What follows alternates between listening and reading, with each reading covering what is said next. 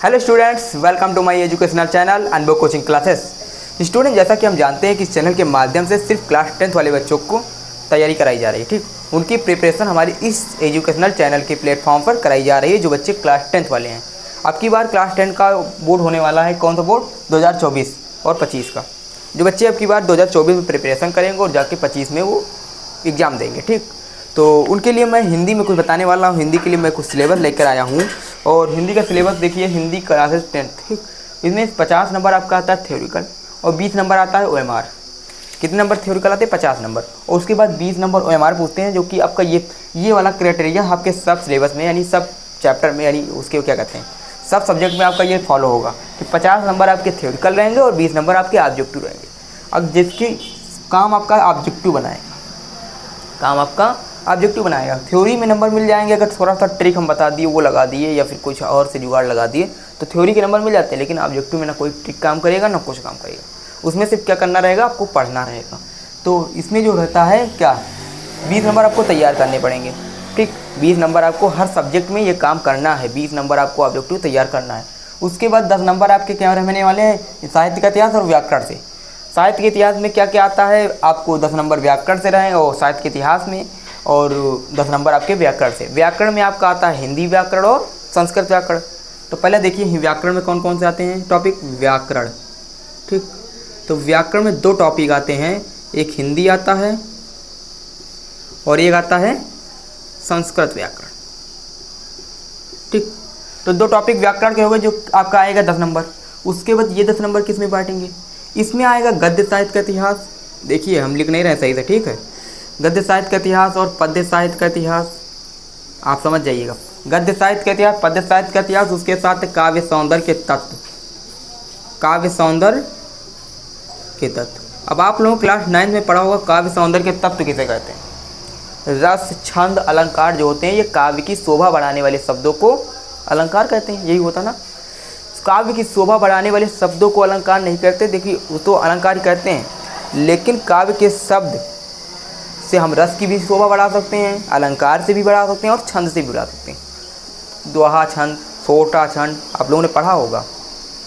जैसे चौपाई है नहीं, जय हनुमान ज्ञान गुण सागर, श्री गुरु चरण सरोज रज, निज मन मुकुर सुधारि, बरनौ रघुबर विमल जसु, जो दायक फलचार। हनुमान चालीसा का दोहा है, तो कौन सा छंद है? दोहा है। जो सुमिरत सिद्ध होई गणनायक, इसी तरह सब चीज़ दिए हैं। ठीक, छंद में पढ़ना है। अब आपको दे देंगे एग्जाम्पल, कहेंगे उपरोक्त में से कौन सा छंद है। अब यही दे दिया, जैसे हमने बताया था कि श्री गुरु चरण सरोज रज, निज मन मुकुर सुधार, ये वाला एग्जाम्पल दे दिया गया। जब ये एग्जाम्पल आपको दे दिया जाएगा तो इसमें से पूछ सकते हैं कौन सा है, आप बता दोगे दोहा है। ठीक, तो इसमें पढ़ना रहेगा।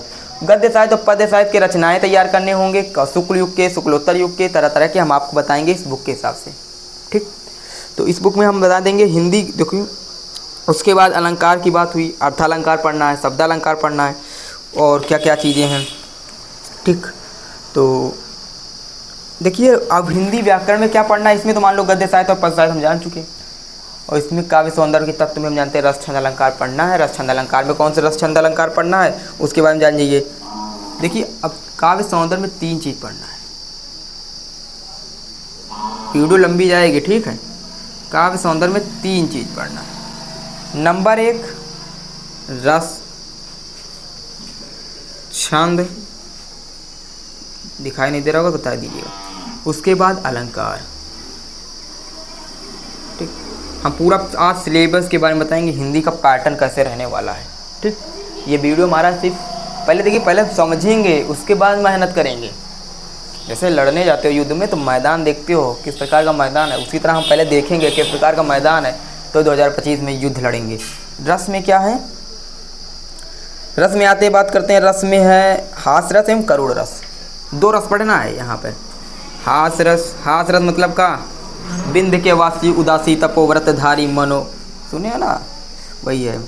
माताएं पिता उरिन भव नीके, गुरु रहा देख भर नीके, कैसा कहे।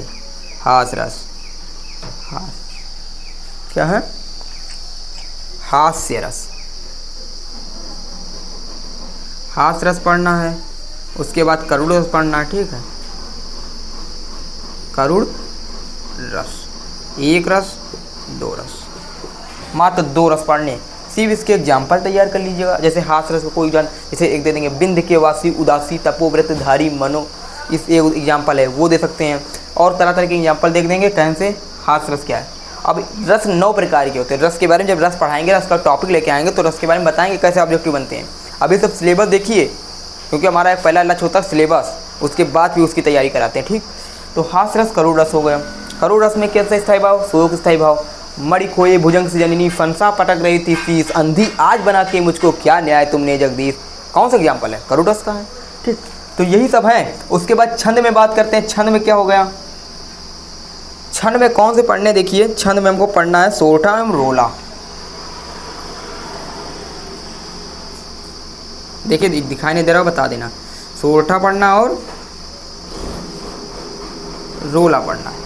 ठीक, 2 छंद पढ़ने हैं, 2 रस पढ़ने हैं, सोरठा पढ़ना और रोला पढ़ना है। उसके बाद हम बात करते हैं अलंकार में। अर्थालंकार पढ़ना है बस खाली। अर्थालंकार में कौन कौन से अर्थालंकार पढ़ना। आप देखिए अलंकार 2 प्रकार के होते हैं, इसमें पढ़ना अर्थालंकार, अर्थालंकार। ठीक,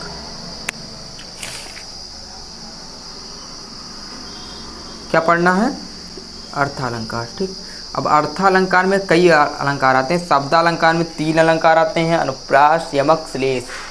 लेकिन अर्थालंकार में आते हैं कई, लेकिन यहाँ पढ़ना हमको 3, उपमा, रूपक, उत्प्रेक्षा। कौन से पढ़ने हैं, उपमा पढ़ना है, लेकिन नहीं समझ आए बता देना। उत्प्रेक्षा पढ़ना है, मनोनील मन शैल पर आतप पर्यो प्रभात। उपमा, उत्प्रेक्षा और रूपक पढ़ना है। ये बात हुई हमारी व्याकरण की, काव्य सौंदर्य के तत्व की। अब इसमें हिंदी व्याकरण और संस्कृत व्याकरण भी है। अब देखिए इसमें क्या क्या है, संस्कृत में क्या पढ़ना है, हिंदी में क्या पढ़ना है। तो बहुत भैया लेंथी जाएगा, ब्लैक बोर्ड हमको लगता है, ब्लैक वाइट बोर्ड हमको लगता है भर जाएगा। तो देखिए ऐसे ऊपर ऊपर देख लो बस। हिंदी व्याकरण में पढ़ना हमको उपसर्ग, हम बोल दे रहे हैं, देख लिए। हिंदी व्याकरण में क्या पढ़ना है, उपसर्ग पढ़ना है, समास पढ़ना है, तद्भव पढ़ना है। क्या पढ़ना है, उपसर्ग पढ़ना है,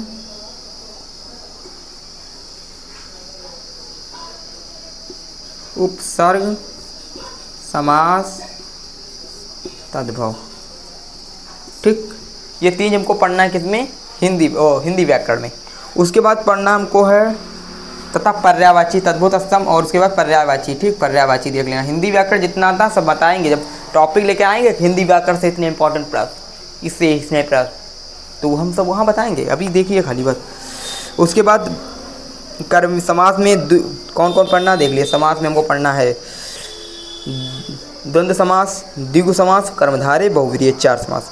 उपसर्ग में पढ़ना है हम सब बताएंगे। ठीक, उसके बाद अब देखिए, उसके बाद संस्कृत व्याकरण में सिप, तद और युष्मत के सर्वनाम पढ़ने, वाक्य रूप पढ़ना है, वाच्य प्रयोग पढ़ना है, वाच्य परिवर्तन पढ़ना है, पद परिचय पढ़ना। आपकी स्क्रीन पर वीडियो दिख रहा होगा, हम स्क्रीन पर डाल देंगे। ठीक है, जो जो चीज़ बोल रहे हैं। वाच्य प्रयोग पढ़ना है और वाक्य परिवर्तन पढ़ना है, पद परिचय, विकारी एवं अविकारी शब्द पढ़ना है। कुछ नहीं पढ़ना, इतना हम बोले हैं। इसकी हम सब स्क्रीन पे आपको दिखा देंगे क्या क्या पढ़ना है। ठीक, यहाँ पे लिखें या ना लिखें, खाली बोल रहे हैं। उसके बाद बात करते हैं वर्णनात्मक प्रश्न। वर्णनात्मक प्रश्न का मतलब होता है खंड बा, जिसे आएगा आपके प्रश्न में वर्णनात्मक प्रश्न 50 नंबर का आएगा, ये 20 नंबर आपका आएगा। ठीक, 20 नंबर में आएगा ये। फिर 50 नंबर की बारी आएगी, 50 नंबर में आपका दिया रहेगा वर्णनात्मक प्रश्न। नात्मक प्रश्न यानी इसे कहते हैं थ्योरिकल प्रोजेक्शन। ठीक, 50 नंबर की बात करते हैं। तो जो जो चीज़ आएगा हम आपको बता देंगे। ठीक, आपकी स्क्रीन पर दिखा देंगे। तो देखिए पहला आएगा गद्य हेतु निर्धारित पाठ्य वस्तु। एक गद्यांश दिया जाएगा, गद्य से एक गद्यांश आएगा। उसके बाद पद से भी निर्धारित एक पाठ्य, मतलब जो पढ़े होंगे आप लोग पद से, उसका भी एक पद्यांश आएगा, उस पर आधारित प्रश्नोत्तर रहेंगे। 6 नंबर का आएगा। ठीक, एक गद्यांश। अब देखिए कैसे आएगा, गद्यांश आएगा 6 नंबर। ठीक, पद्यांश आएगा आपके पाठ्यक्रम से आएगा, हम चैप्टर में डिफाइन कर देंगे कौन से कैसे आएगा। पहले हम बता रहे कैसे आपका पेपर रहने वाला है। ठीक, क्या क्या पढ़ना है। उसके बाद संस्कृत गद्यांश का संदर्भ सहित अनुवाद, संस्कृत पद्यांश का संदर्भ सहित अनुवाद। ये तो बात हुई गद्य और पद्य से। उसके बाद संस्कृत इसी तरह आएगा, संस्कृत गद्यांश से, अनिवार्य संस्कृत से, संस्कृत गद्यांश और संस्कृत पद्यांश। ठीक, 6 नंबर 6 नंबर। ठीक, ये डिफाइन होंगे आपके 6 नंबर, 6 6 12 6 3 18 6 24।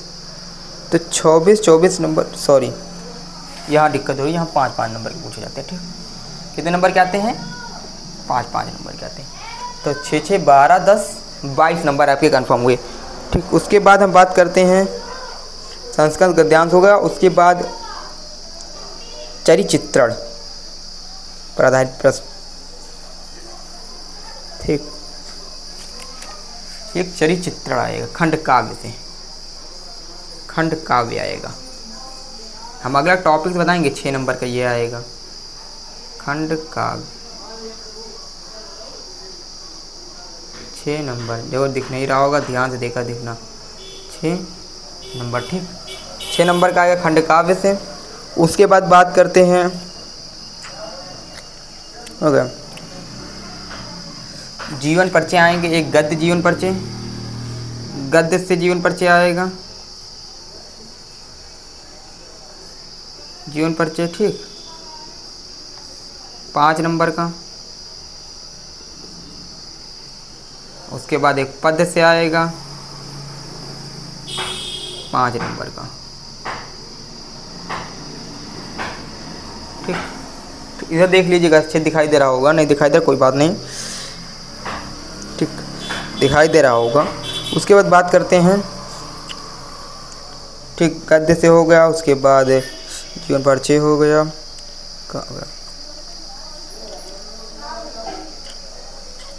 ठीक। उसके बाद ये, उसके बाद संस्कृत खंड का पाठ्यक्रम में श्लोक प्रश्न पत्र में ना आया हो, पत्र लेखन आएगा। एक श्लोक लिखने के लिए आएगा, एक श्लोक। श्लोक जानते हो संस्कृत से, संस्कृत का कोई एक श्लोक आएगा, संस्कृत श्लोक। संस्कृत श्लोक कितने नंबर का आएगा? 3 नंबर, 2 नंबर का, 2 नंबर की ये हो जाएगा। थ्योरी में देख लीजिए क्या क्या आएगा, अभी हम बता देंगे। ठीक है, एक श्लोक आएगा। उसके बाद आ जाएगा आपका पत्र लेखन, फिर पत्र आएगा। ठीक, एक पत्र आएगा 4 नंबर का, 2 नंबर का ये आ जाएगा। ठीक, उसके बाद हम बात करते हैं, 2 प्रश्न उत्तर आएंगे, संस्कृत के उत्तर आएंगे, एक निबंध आएगा। 2 प्रश्न आएंगे, संस्कृत प्रश्न आएंगे, संस्कृत के प्रश्न उत्तर प्रश्न 2 नंबर। उसके बाद आ जाएगा निबंध 7 नंबर। ठीक, देखो अब इसमें आप लोग को देखिए, इधर से दिख रहा हो नहीं दिख रहा।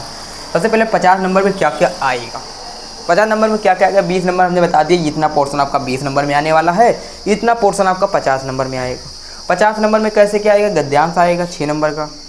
उसके बाद पद्यांश आएगा 6 नंबर का, जो आपके गद्य साहित्य गद्य है नहीं, गद्य पोर्शन जिसमें आत्मकथा कहानी रखते हैं, वो आएगा 6 नंबर। पद्यांश भी आपका आएगा 6 नंबर का, 12 नंबर। ये क्लियर? संस्कृत गद्यांश भी आएगा और संस्कृत पद्यांश भी आएगा। अनिवार्य संस्कृत को अलग डिफाइन करेंगे हम। फिर उसके 5 नंबर हो जाएंगे, 10 नंबर ये हो जाएंगे। उसके बाद आएगा खंड काव्य, गद्य जीवन परिचय, गद्य पद्य जीवन परिचय, यानी पद्य से भी एक जीवन परिचय आएगा, एक गद्य से जीवन परिचय आएगा। टोटल हो जाएंगे 5 5 10, 5 5 10 10 20, 6 12 36 18, 18 2 20 20 40, 40 नंबर यहाँ तक हो जाएंगे। एक श्लोक तैयार करना हम बताएंगे, हम इन टॉपिक पे वीडियो लाएंगे धीरे धीरे। आज सिर्फ देखिए किस प्रकार का पेपर, क्या क्या रहने वाला, क्या क्या आता है पेपर में। क्लास 10 के कौन सा हिंदी में क्या क्या आता है वो हम आपको बताने वाले हैं। ठीक, उसके बाद बात करेंगे पत्र के बारे में। पत्र में 3, एक औपचारिक और अनौपचारिक पत्र होते हैं आपके यहाँ। औपचारिक हमको लोग पढ़ना है, औपचारिक पत्र में आपको 4 नंबर का पत्र तैयार करना, हम बता देंगे क्या तैयार कर लोगे वही आ जाएगा। उसके बाद संस्कृत के संस्कृत का प्रश्न मतलब होता है 5-6 प्रश्न आते हैं, उसमें 2 करने रहते हैं, 2 आपको आते रहेंगे, जो हम कराएंगे उसी में से आएंगे। संस्कृत के प्रश्न आएंगे 2 नंबर के। निबंध आएगा 7 नंबर का, निबंध वेरी इंपॉर्टेंट है, हम बताएंगे निबंध वही निबंध आएगा। ये किसकी गारंटी? ये अनुभव की गारंटी है। ठीक। तो उसके बाद ये आपका सिलेबस रहने वाला है क्लास 10th के हिंदी का। किसका? क्लास 10th के हिंदी का ये सिलेबस रहने वाला। इधर ना समझ में आया बता दो, इसमें कुछ नहीं, संस्कृत व्याकरण में रूप पढ़ना है, ठीक। उसके बाद रूप पढ़ना है, यद और उसका, और इधर हिंदी व्याकरण में उपसर्ग समास तद्भव ये पढ़ना। अलंकार में हमने बता दिया छोटा दोहा, इसके अब कैसे प्रश्न बनने वाले हैं, किस प्रकार का क्वेश्चन किस प्रकार का आने वाला है यूपी बोर्ड के क्लास 10th में। तो हिंदी का हम प्लेलिस्ट बनाने वाले हैं, हिंदी में हम आपको अच्छे से 1 शॉर्ट वीडियो भी लेकर आएंगे तथा इसके साथ साथ आप देख सकते हैं इधर गद्यांश, साहित्य का इतिहास, और ये जो है सिलेबस रहने वाला है 2024-25 का, ठीक।